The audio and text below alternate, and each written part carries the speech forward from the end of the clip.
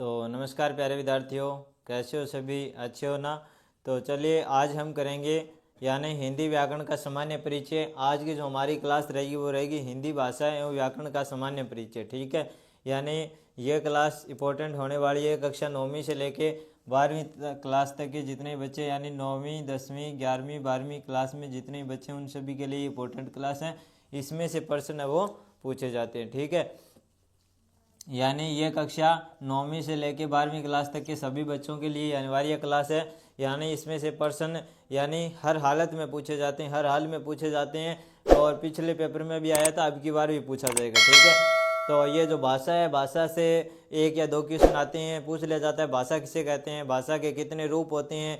ठीक है, लिपि के बारे में पूछ लेते हैं कि हिंदी भाषा की लिपि कौन सी है, लिपि किसे कहते हैं। ठीक है, यानी वगैरह वगैरह प्रश्न है वो पूछे जाते हैं। तो आज हम इसके ऊपर चर्चा करने वाले हैं। तो सभी बच्चे फटाफट से क्लास को लाइक कीजिए और क्लास को ज़्यादा से ज़्यादा शेयर करो ताकि आप सभी बच्चों को इसके बारे में पता चल जाए। तो चलिए प्यारे बच्चों, क्लास को शुरू करते हैं।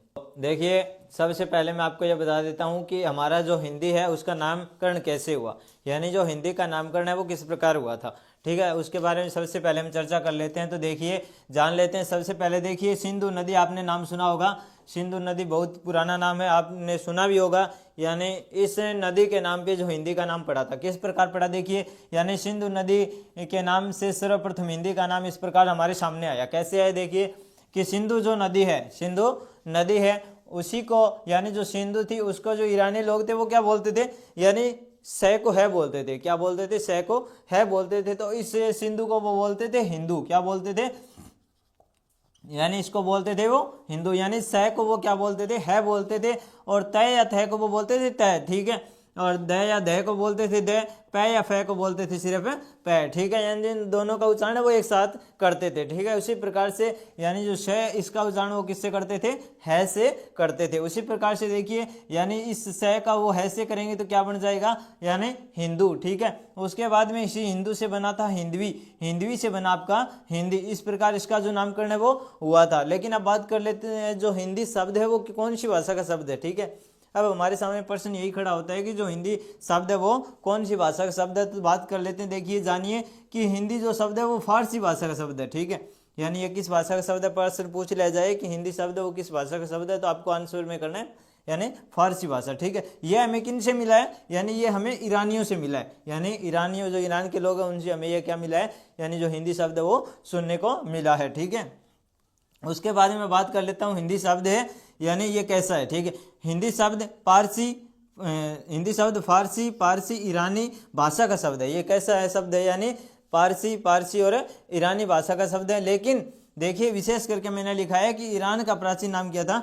यानी पारसिया था। ईरान का जो प्राचीन नाम की अगर बात करूं तो ईरान का जो प्राचीन नाम था वो था पारसिया। ठीक है, उसके बाद में मैं बता देता हूं कि अगर हम बात करें हिंदुस्तान की, तो हिंदुस्तान का नाम भी कुछ इस प्रकार ही पड़ा था। हिंदुस्तान का नाम कुछ इस प्रकार ही सामने आया था कि सिंधु नदी को जब हिंदू बोलते थे, हिंदू प्लस हिंदू धन स्थान, तो क्या बन गया? हिंदुस्तान है वो बन गया। ठीक है, ये कुछ ऐसा इसका जो माना जाता है, ऐसे बताए जाते हैं और ये है सच में ही। ठीक है, उसके बाद में देखिए मैं बात कर लेता हूँ इसका थोड़ा और है। हम अब चर्चा करेंगे वो करेंगे भाषा के ऊपर। ठीक है, ये तो थोड़ा था हिंदी के बारे में, मैंने बता दिया कि हिंदी नामकरण कैसे हुआ। उसके बाद में मैं बात करूँ अभी भाषा की। ठीक है, यानी जो आपकी जो हिंदी के बाद में आती है भाषा, यानी जो हम बोलते हैं भाषा, उसका उच्चारण है या उसका जो है वो किस प्रकार हमारे सामने आया। ठीक है, तो भाषा के बारे में थोड़ी चर्चा कर लेते हैं कि भाषा हम कैसे बोलते हैं, किस प्रकार बोलते हैं और हमें किस काम में ये सहायता करती है। ठीक है, तो आप इसको फटाफट से नोट कीजिए। आगे हम भाषा के बारे में थोड़ी चर्चा और कर लेते हैं।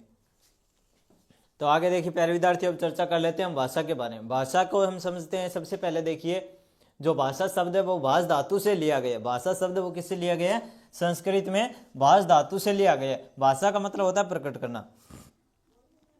भाषा का मतलब क्या होता है? प्रकट करना होता है। ठीक है, क्या प्रकट करना? अपने भाव या विचारों को। यानी जो आदमी है वो भाषा का प्रयोग किस प्रकार करता है, यानी अपने भाव और विचारों को प्रकट करने के लिए तो करता है। उसके बाद में देखिए, मैंने आपको हेडलाइन करके यहाँ पे दिया है, ये मैंने लिखा है आपको, देखिए आपके लिए कि मनुष्य क्या है? सामाजिक प्राणी है। वह समाज में रह के बहुत तरह की यानी कई तरह के काम करता है। मनुष्य एक सामाजिक प्राणी है, वह अपने भाव और विचारों को लिखने के लिए या भाव और विचारों को प्रकट करने के लिए, यानी मनुष्य एक सामाजिक प्राणी है, वह अपने भाव और विचार को प्रकट करने के लिए जिस माध्यम का प्रयोग करते हैं उसे भाषा कहते हैं। ठीक है, यानी जो आदमी होता है वो क्या करता है, यानी जो अपने भाव है और विचार है उनको प्रकट करने के लिए जिस माध्यम का प्रयोग किया जाता है उसे ही भाषा कहते हैं। ठीक है, उसके बाद में देखिए मैंने यहाँ पे एक और मतलब छोटे रूप में परिभाषा दी है, यानी छोटी से छोटी परिभाषा है कि भाषा क्या है, इसका अर्थ उत्तर क्या है, यानी विचार अभिव्यक्ति का माध्यम होती है भाषा। यानी विचार अभिव्यक्ति का सबसे छोटा माध्यम क्या होती है, सबसे छोटी इकाई होती है, वो होती है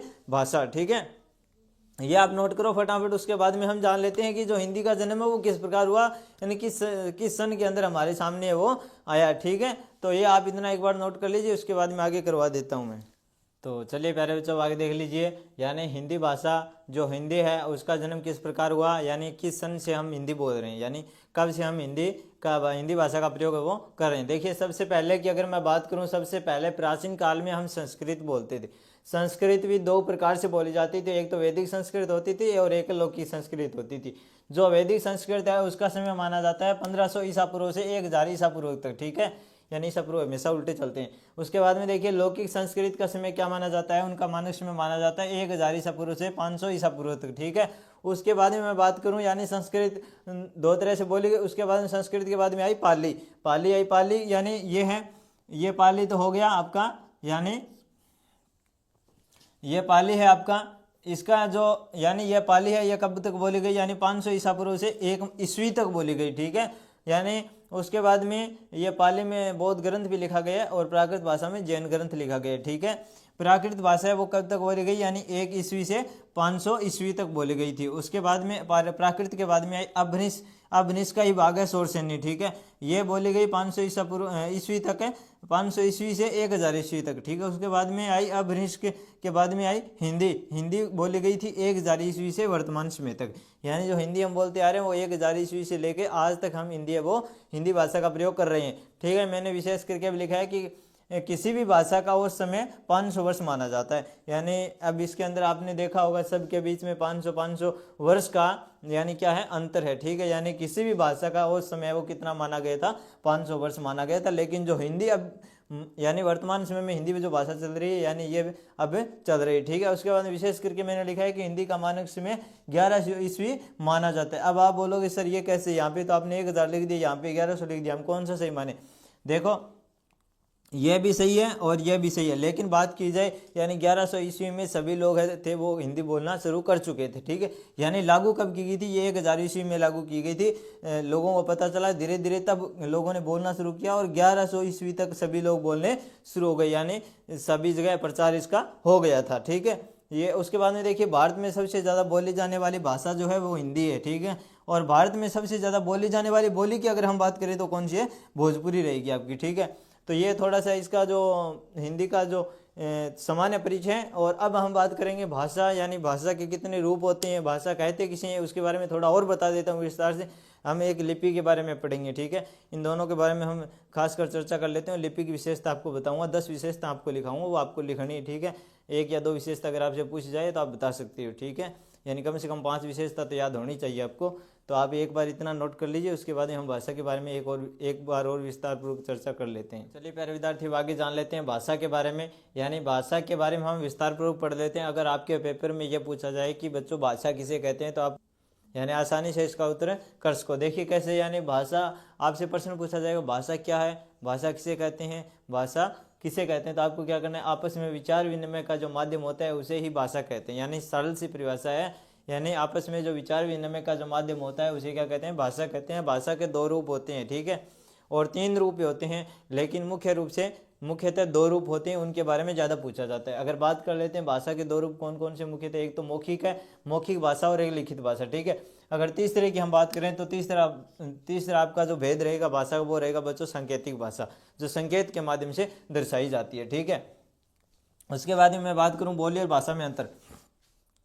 अब जो बोली है और भाषा के अंदर क्या अंतर है, देखो बोली और भाषा के अंदर क्या अंतर है, यानी बोली किसी क्षेत्र विशेष की होती है, जो बोली होती है वो किसी क्षेत्र विशेष की होती है और उसका सीमित क्षेत्र होता है, यानी उसका क्षेत्र क्या होता है, सीमित होता है। लेकिन जो भाषा है, लेकिन भाषा जो है वह संपूर्ण राष्ट्र की है, यानी वह संपूर्ण राष्ट्र की होती है, जिसका क्षेत्र क्या है, बहुत ही व्याप्त हो रहा है, यानी बहुत बड़ा होता जा रहा है। ठीक है, उसके बाद में बात कर लेते हैं हम, यानी हिंदी भाषा की उपबोलियाँ, ठीक है। हिंदी भाषा की उपबोलियाँ पढ़ने से पहले मैं आपको थोड़ा बता देता हूँ। अगर हम बात करें बोली और भाषा की, तो आपको पता है बोली होती है वो अपने अपने क्षेत्र की अलग अलग होती है, यानी सारा क्षेत्र अलग अलग बोली है, सारा ही एक सी कौन है, ठीक है। लेकिन जो भाषा है वह तो एक सी है।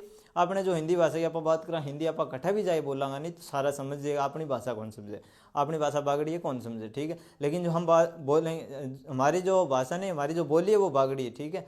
मैंने आपको गलत बता दिया, यानी जो हमारी बोली है वो बागड़ी है, भाषा है वो हिंदी है, ठीक है।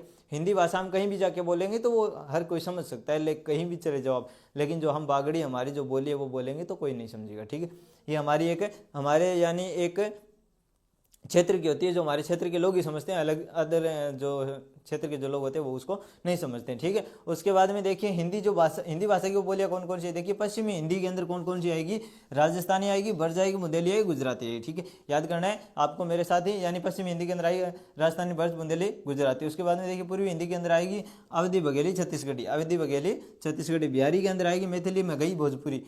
इसके अंदर तीन आएगी। जो बिहारी के अंदर कौन कौन सी बोली जाएगी, मैथिली बोली जाएगी, मगही बोली जाएगी, भोजपुरी बोली जाएगी। उसके बाद में बात करूँ मैं पहाड़ी की, यानी पहाड़ी क्षेत्र में कौन सी आएगी, यानी कुमाऊनी, गढ़वाली, दो ही भाषा बोली जाती है, ठीक है। सॉरी, दो ही बोलियाँ बोली जाती है, ठीक है। उसके बाद में देखिए बात करूँ मैं भाषा की विभिन्न इकाइयों की, तो भाषा की जो विभिन्न इकाइयाँ हैं वो 5 कौन कौन सी है, ध्वनि पद, ध्वनि वर्ण शब्द पद वाक्य, यानी ध्वनि वर्ण शब्द पद और वाक्य, ये 5 प्रकार है, ये आपको याद कर लेना है। उसके बाद में हम बात करेंगे अभी यानी व्याकरण की, उसके बाद में पढ़ेंगे हम लिपि के बारे में, ठीक है। व्याकरण किसे कहते हैं उसके बारे में हम चर्चा करें। व्याकरण की परिभाषा में आपको करवा देता हूँ, पूछी तो नहीं जाती लेकिन आपको आनी जरूरी है, तो ये आप फटाफट इसको नोट कर लिए, आगे मैं करवा देता हूं। हम पढ़ेंगे व्याकरण के बारे में। व्याकरण के बारे में हम क्या पढ़ेंगे, हम जानेंगे सिर्फ व्याकरण कहते किसे हैं और व्याकरण के भेद, उसके बारे में हम लिपि, उसके बाद हम लिपि के बारे में पढ़ेंगे, और लिपि के बाद में हम लिपि की जो 10 विशेषताएं मैं आपको कराऊंगा वो 10 विशेषताएं आपको याद करनी, ठीक है। हम आज के लिए इतना पढ़ेंगे, तो देख लीजिए। सबसे पहले हम देख लेते हैं व्याकरण। व्याकरण कहते हैं किसे, यानी भाषा को शुद्ध रूप में लिखने व बोलने संबंधी जानकारी देने वाले शास्त्र को क्या कहते हैं, व्याकरण कहते हैं। यानी हिंदी भाषा को शुद्ध रूप में लिखने व बोलने संबंधी जानकारी देने वाला शास्त्र को क्या कहते हैं, व्याकरण कहते हैं। आपको इतना याद रखना है। व्याकरण के प्रकार की अगर हम बात करें तो व्याकरण के 4 प्रकार होते हैं। कौन कौन सी है, वर्ण विचार होता है, शब्द विचार होता है, वाक्य विचार और पद विचार, ये 4 प्रकार हैं किसके, व्याकरण के, ठीक है। अगर मैं बात करूं तो आपको देखिए किस प्रकार से व्याकरण के अंदर इनका जो योगदान है किस प्रकार है। देखिए वर्णों के मेल से क्या बनते हैं, यानी वर्णों के मेल से शब्द बनते हैं और शब्दों के मेल से क्या बनते हैं, पद बनते हैं। देखिए वर्णों के मेल से शब्द बनते हैं और शब्दों के मेल से पद बनते हैं, और शब्दों के मेल से ही क्या बनते हैं, वाक्य बनते हैं, ठीक है। ये आपको जो विशेष करके मैंने लिखा है, नोट लिखा है ना यहाँ पे, ये आपको याद करना है। उसके बाद में देखिए अगर बात करें लिपि की, तो लिपि किसे कहते हैं, यानी भाषा को लिखने के लिए जिन लेखन चिन्हों का प्रयोग किया जाता है उसे क्या कहते हैं, लिपि कहते हैं। और देखिए संस्कृत, हिंदी, नेपाली, मराठी, इन सभी की लिपि कौन सी है, देवनागरी है। यानी संस्कृत, हिंदी, नेपाली, मराठी, इन सभी की लिपि देवनागरी है। अगर आपको याद करना है, यानी अगर आपको याद करना है तो ट्रिक से याद कीजिए। यानी इसकी ट्रिक क्या रहेगी, यानी ट्रिक रहेगी, यानी सर ही ने मरा, यानी संस्कृत, हिंदी, नेपाली, मराठी, इन सभी की लिपि कौन सी है, देवनागरी है। अगर मैं बात करूं देवनागरी की उत्पत्ति कैसे हुई, तो देवनागरी की उत्पत्ति यानी देवनागरी लिपि का जन्म ब्राह्मी लिपि से माना जाता है, ठीक है। यानी माना जाता है कि यानी देवनागरी लिपि का जन्म है वो किसे हुआ, ब्राह्मी लिपि से हुआ है, ठीक है। तो हम आगे अब पढ़ेंगे लिपि की 10 विशेषता, तो आप इसको फटाफट से नोट कर लीजिए।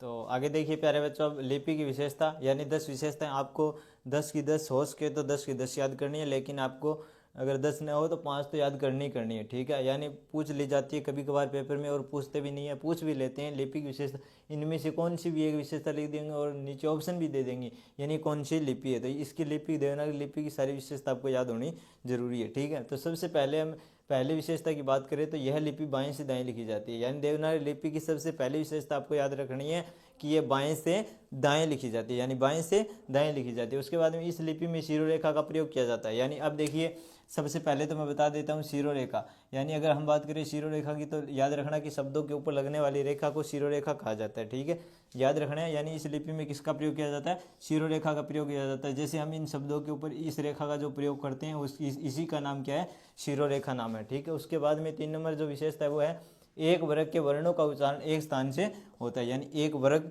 यानी एक लाइन के जो उच्चारण होता है वो एक स्थान से ही किया जाता है। उसके बाद में देखिए 4 नंबर विशेषता है देवनागरी लिपि में विभाजनता है, और 5 नंबर है देवनागरी लिपि में वर्ण पूरी तरह स्पष्ट है, कोई भी वर्ण वो छुपा हुआ नहीं है, सभी वर्ण क्या है, स्पष्ट दिखाई देते हैं। उसके बाद में 6 नंबर है कि इस लिपि में कोई भी मूक वर्ण नहीं है, यानी अधूरा या बोल सकते हो आप छिपा हुआ वर्ण नहीं है। उसके बाद में देखिए 7 नंबर है, इस लिपि के वर्ण गोलाई से युक्त व षड्युकाल्य है, यानी गोलाई से युक्त व षड्युकाल्य है। सभी इस लिपि के जो अक्षर है वर्ण है, ठीक है, यानी कोई भी है वो यानी जो ऐसे वैसे नहीं लिखा हुआ। उसके बाद में देखिए 8 नंबर है आपका, इस लिपि में मात्राओं का प्रयोग कब किया जाता है, यानी इस लिपि में मात्रा का प्रयोग स्वर और व्यंजन के संगम के समय, जब दोनों मिलते हैं तब मात्रा का प्रयोग किया जाता है, ठीक है। उसके बाद में इस लिपि में अनुस्वार और अनुनासिक के लिए अलग अलग चिन्हों का प्रयोग है वो किया जाता है, यानी आप कभी आपने सुना होगा, यानी तो छठी क्लास से आपको पता चलने लग जाता होगा, यानी अनुस्वार क्या होता है, अनुनासिक क्या होता है। उसके बाद में 10 नंबर देखिए,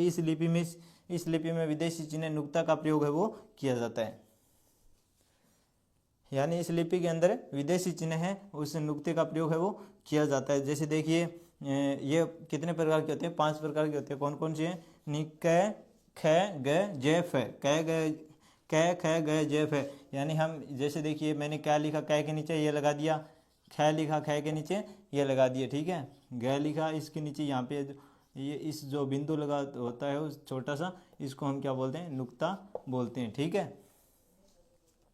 जैसे मैं कोई नाम लिखता हूँ, जैसे मैंने नाम लिखा जुखाम, मैंने नाम लिखा जुखाम, तो इस जय के नीचे ये लगाया जाता है, ठीक है, यहाँ पे लगता है जुखाम के अंदर, ठीक है। इस प्रकार इसका प्रयोग वो किया जाता है, यानी ये नुक्ता है। जैसे मैं बोलूँ जर्रो, तो इस जय के नीचे ये लगाया जाता है। मैंने बोला जर्रो, यानी जर्रो में रहेगा, जर के चमक छोड़ जाऊँगा, पहचान अपनी दूर तलक छोड़ जाऊँगा, खामोशियों की मौत गवारा नहीं मुझे, मैं शीशा हूँ टूट कर भी खनक छोड़ जाऊँगा, यानी ये है जर्रो। उसके बाद में हम पढ़ेंगे अब इसका, यानी जो ये है जो विदेशी चिन्ह है, इसका जो ये जो 5 प्रकार के होते हैं, इनका जो लेखक है वो कौन है, यानी शिव प्रसाद सितारे हिंद, यानी वो मैं आपको एक थोड़ा सा और है इनके वो करवा देता हूँ, 1-2 लेखक है वो इसको उनके नाम लिखवा देता हूँ। आप इतना एक बार इस विशेषता को नोट कीजिए और स्क्रीनशॉट लेना तो वो भी ले सकते। देखिए प्यारे विद्यार्थियों, विशेष करके मैंने लिखा है कि हिंदी में नुक्ते का प्रयोग करने वाले लेखक कौन है, यानी हिंदी में नुक्ते का प्रयोग करने वाले लेखक का नाम है शिव प्रसाद सितारे हिंद, ठीक है, यानी शिव प्रसाद सितारे हिंद। याद रख लेना आप शिव जी के नाम से, यानी शिव जी के ना सिर के ऊपर क्या लगा होता है, चांद और सितारे लगे होते हैं, यानी ये क्या होगा, यानी शिव प्रसाद सिंह सितारे हिंद, ठीक है। जिसके सर पे लगे हुए सितारे और हिंद वो होता है शिव, ठीक है। तो ये क्या है, शिव प्रसाद सितारे हिंद। उसके बाद मैं बात करूँ हिंदी की लिपि की, अब थोड़े लिपि के बारे में बता देता हूँ कि इन सभी की लिपि कौन कौन सी है। पहले तो हम हिंदी के उर्दू, अंग्रेजी, पंजाबी और राजस्थान की लिपि कौन कौन सी है हम पढ़ देते हैं। तो हिंदी की लिपि होती है देवनागरी। अब आपको पता है जो हिंदू लोग होते हैं वो किसको ज़्यादा मानते हैं, एक मैं ट्रिक बता रहा हूँ, ध्यान से समझ लेना, ठीक है। इस ट्रिक को आपको याद रखना है, ठीक है, इस ट्रिक से आपको याद हो जाएगा 100%। अब देख लीजिए, सबसे पहले मैं बात करता हूँ हिंदी की लिपि होती है देवनागरी। जो हिंदू लोग होते हैं वो किसको ज़्यादा मानते हैं, देव को ज़्यादा मानते हैं, यानी देवता को ज़्यादा मानते हैं, ठीक है। तो इसकी लिपि कौन सी है, देवनागरी। उसके बाद में बात करूँ उर्दू की लिपि, उर्दू की लिपि होती है फारसी। उर्दू के जो लोग होते हैं वो फार फार करके बोलते हैं, क्या करके बोलते हैं, फार फार करके बोलते हैं, तो इसकी लिपि होती है फारसी, ठीक है। इसके बाद में बात करूँ अंग्रेजी की लिपि, अंग्रेजी की लिपि होती है रोमन। अंग्रेजी की लिपि कौन सी है, रोमन। अंग्रेजी की लिपि है रोमन। अगर आप अंग्रेजी बोलोगे तो आपके यानी रोम तक कांप जाएंगे, ठीक है, यानी रोम तक कांप जाएंगे। तो अंग्रेजी की लिपि है रोमन। पंजाबी की लिपि है गुरुमुखी। अब याद रखने का तरीका, यानी पंजाब के जो लोग होते हैं वो किसको ज़्यादा मानते हैं, गुरु को ज़्यादा मानते हैं, ठीक है। यानी सिख ईसाई के लोग होते हैं वो किसको मानते हैं, गुरु को ज़्यादा मानते हैं, यानी गुरुमुखी। यानी पंजाब के अंदर गुरुद्वारे बहुत होते हैं, यानी पंजाबी की जो लिपि होती है वो कौन सी होती है, गुरुमुखी होती है, ठीक है। उसके बाद में राजस्थान की लिपि है वो है बनिया बाटी। यानी यहाँ पे बड़े बड़े क्या बने हुए हैं, यानी बड़े बड़े क्या बने हुए हैं, मंदिर बने हुए, बड़े बड़े दोहरे बने हुए हैं, ठीक है। यानी इसे याद रख लेना आप, राजस्थान की जो लिपि है वो कौन सी है, बनिया बाटी, ठीक है। उसके बाद में अगर बात करूँ व्याकरण की ज्ञानता, व्याकरण की ज्ञानता है व्याकरण, ठीक है। व्याकरण की ज्ञानता कौन है, व्याकरण, ठीक है। हिंदी भाषा का जनक है वो कौन है, अमीर खुसरो। हिंदी भाषा के जनक कौन है, अमीर खुसरो, ठीक है। तो ये थी आज की हमारी जो क्लास, ये हुई कंप्लीट। अब अगर हम बात कर लेते हैं, थोड़ा सा मैं आपको बता देता हूँ, अब परीक्षा को लेकर थोड़ी चर्चा करते हैं। यानी परीक्षा की चर्चा मैं आपको बता देता हूँ कि आप सभी को पता है अभी एग्जाम के 2-3 महीने बाकी है, तो 2-3 महीने में हमारा जो कोर्स है वो कंप्लीट नहीं होगा, ठीक है, सभी विषय कंप्लीट नहीं होगी।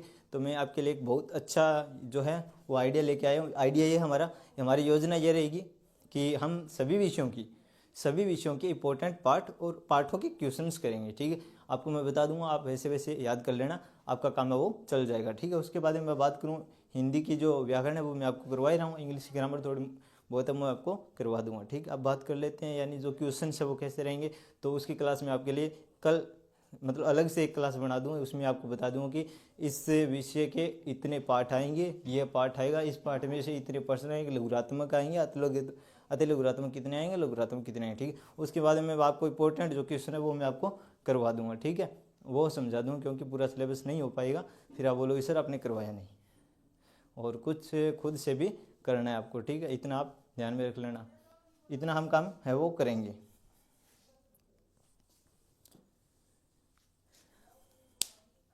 तो इतना काम हमें करना ज़रूरी है, ठीक है। तो ये आज आपकी इसकी क्लास वो कंप्लीट होगी। अगली क्लास मैं आपको सिलेबस बताऊंगा, उसके बाद में हम क्लास लेके आऊँगा अलंकार के, अलंकार आपके लगते हैं और द्विभाषी परीक्षा में भी पूछे जाएंगे, ठीक है। तो आज का जो हमारा ये हो गया, इसमें से जो भाषा के क्वेश्चन है, लिपि के क्वेश्चन है, वो आपके क्लियर हो जाएंगे सभी, ठीक है। इसमें से क्वेश्चन आएंगे 5-10 नंबर का काम आएगा, छोड़ना नहीं है, ठीक है। क्लास पूरी देखनी है। तो मिलते हैं अगली क्लास में, तब तक के लिए जय हिंद जय भारत।